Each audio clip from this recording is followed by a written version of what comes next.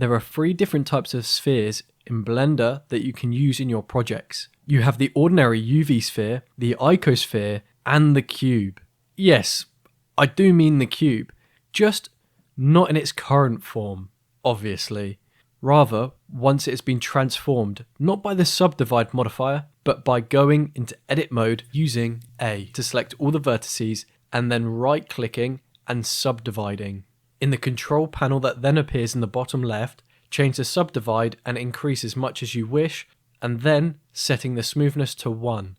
This gives you a spherical shape which a subdivide modifier is unable to do. Let me show you the difference between the two. As you can see, if you use the subdivide modifier, it still retains a bit of that boxy look where the points are visible.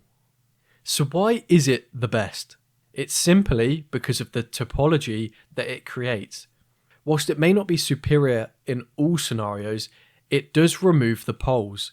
The poles are present on the UV spheres, of which they can then result in distortion when using something like a subdivision modifier. It also allows for a wider variety of possibilities for UV unwrapping, and all the loops there are complete.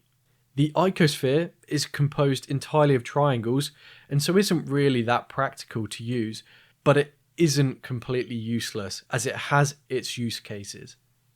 I like using this method, especially when having to add circular holes into the sphere, for it maintains that topology and it looks cleaner. Thank you for watching. Consider subscribing and liking the video if you found it useful.